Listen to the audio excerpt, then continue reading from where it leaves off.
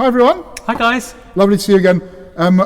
If you, like us, are into your perfumes, you come to the right channel, I think. Because we're talking perfume If you're not, today. probably switch off now. No, switch off, watch the football or whatever. Today, I mean, I'm on a diet, so I'm not sure we should talk about this around me, but we're talking about a chocolate fragrance, aren't we? Yes. In our list of Olfaction Award Art and Olfaction finalists. finalists for 2022, not 2020, which I think I said for several videos. But anyway. You may have done, but you know, You'll get the idea. It's for this year. So this is another nominee. This is Mayan Chocolate by Aether Arts Perfume.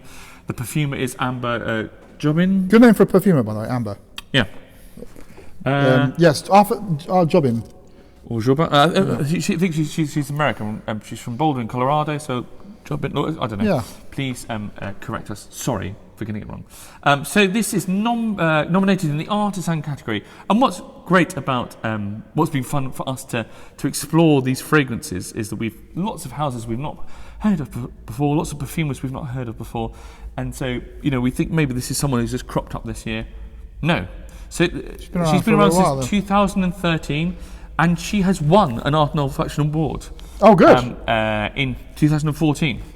20 fragrances on her website.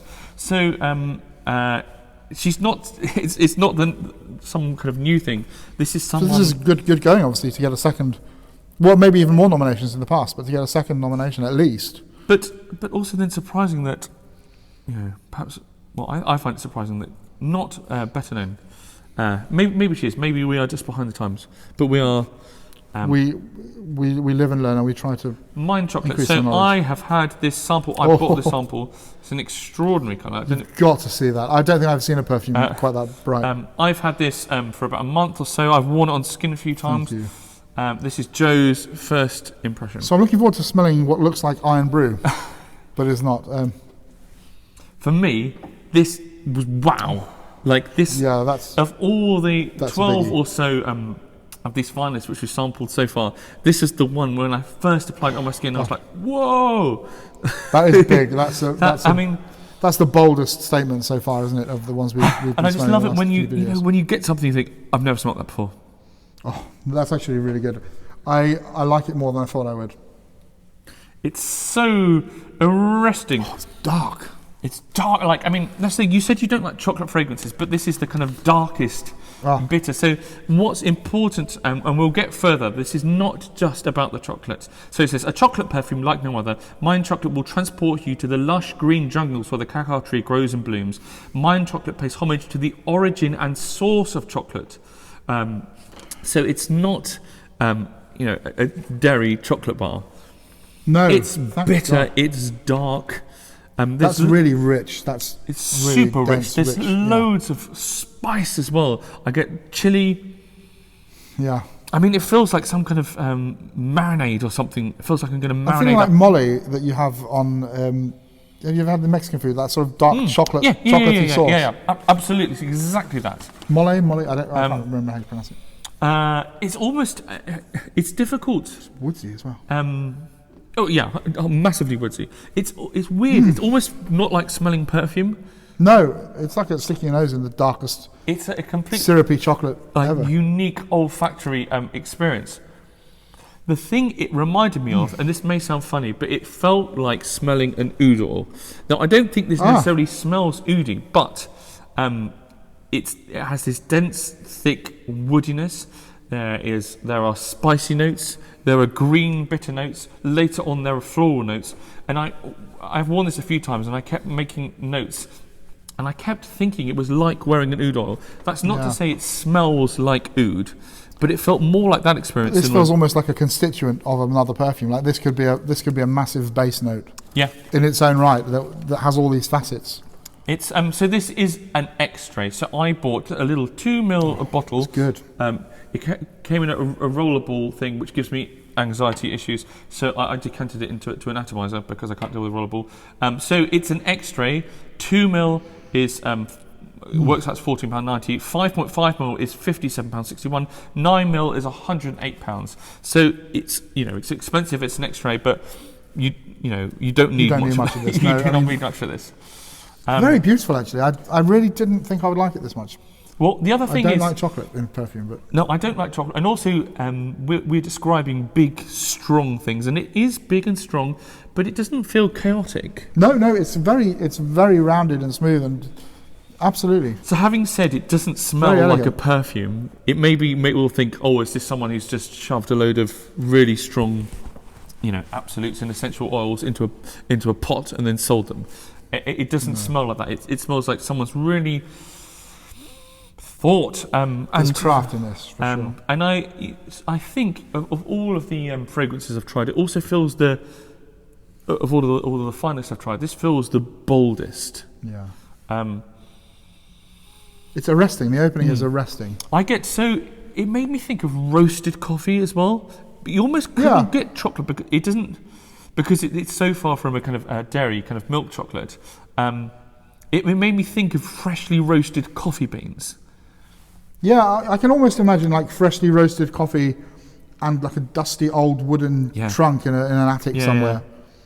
And an old man with a pipe just goes and sits there next to this wooden chest, has his coffee. And I can mention kind of dusty quality to it. Really like dusty. Powdered, if it was powdered dark chocolate. But I think that also links to the paprika. I get this kind of dusty paprika. Yeah. It made me think of marinating meat like a big old dark bit of beef. Yeah. Delicious. So, and I think that's really good. You said, in a way, you have to call it gourmand because it's chocolate, it's paprika, it's chili, but it doesn't smell gourmand at all, does it? Because we think of gourmand as being sweet. And I don't find it, like often with gourmands, I find they can be quite cloying. And I don't like things that smell foody. Like popcorn I struggle with. Something that smells of candy floss. Anything like that. But they are all sweet things because generally there's quite a big market for kind of sweet, candy flossy, cakey. Whereas why does no one do a burnt toast fragrance or a really beautiful jalfrezi? Yeah, exactly. Why not? I guess some people do. Yeah. Yeah, we've got some big Immortel curry things, haven't we? So you hinted at woodiness, and I get quite an incensiness coming up, and it made me think. Coming to this idea of a jungle, that it almost felt slightly ceremonial. Oh, okay. Like sort of temple ritual. Yeah, temple ritual, burning kind of woods and spices. Yeah, I can see that. And the other thing, as with all great perfume, is this has a big journey. So I don't know how far you'll get, but I really started to get these bitter green notes came through more and more, and I really felt myself in the jungle. And again, I was reminded about the experience of wearing an oud oil and how you often get kind of like sharp green facets. Again, not that this smells like oud, it's like wearing oud. Getting more savoury, dry spice. Yeah. I think I've written down here, it was about the 1 hour point that it started to get really green. And then around that point, I started to get red fruit and red berries. Reminded me a little bit of when you get natural processed coffee. Because that coffee is kind of starts as a berry essentially, and you get some of that overripe red fruit. I got a little bit with this as well. It's like animalic fruit. A little bit, yeah. But do you get that incense as well? Yeah, definitely. Getting a slight bitter green chypre aspect coming through now. Yeah, it's almost it's like cabochard direction. A little, a little bit kind of edgy green, not quite galvanum-y. It's difficult. I can't even remember what. There is a notes list here. Green jungle. That's the notes. I love it when someone does that rather than just writing galvanum or something. Just right. It's really taking an interesting turn. And then about 3 hours in, I started to get quite strong floral, slightly sweet floral aspects. And then at 6 hours in, this is when it went sweet. So it's weird that it was only after the chocolate started to recede that we started to get the sweetness.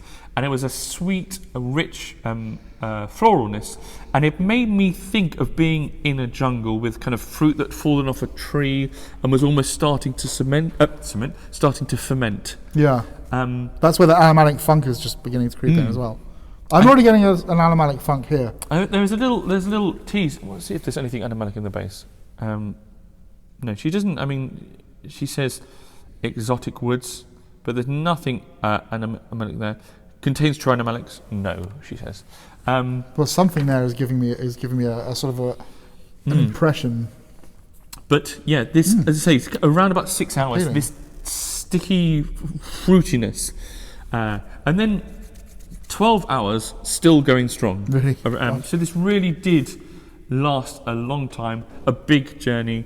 Yeah, it's really not about the chocolate as much as the title would, the name would suggest. It's about that spice and incense, and I just think it's it's real wow. This one really good. Yeah.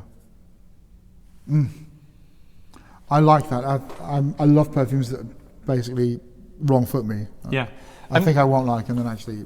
I don't think this is a perfume you would wear every day. No, God no. But I think it's just the kind of thing you would apply just as it's almost a thing I see myself wearing at home, just to kind of just have that olfactory experience. It's more of a and also I think that's the way it's priced. It's not cheap, but it's not expecting you to put on like 20 sprays and go and play tennis or something. I think one spray on a nice cold day just to give me something warming and comforting, but with enough edge to have a bit of danger as well. Yeah, or it's like gothic nod. I just enjoy the journey as well, to just sit there, kind of reveling in the olfactory experience. Really nice. Brilliant. Really, I like that a lot. Love it. Fascinating. I'm really glad it's on this list. I've been glad I've been introduced to the house. It'd be really interesting to see if you've tried other fragrances from the house. I'd be really keen to if see they are. Because if you go on the website, there's some very interesting descriptions. Don't spray it on your white shirts. Yeah. Whatever you do. I mean, she says, I believe my highest purpose as a perfumer is to create unusual and original fragrances that are as unique as you are. Well, bingo. I mean, done it. I mean, really smashed it. Beautiful. Lovely. Let's say if you've tried it or any of the other fragrances from the house, let us know. Yeah, I'd be excited to see what they've got. But until next time, bye. Happy sniffing.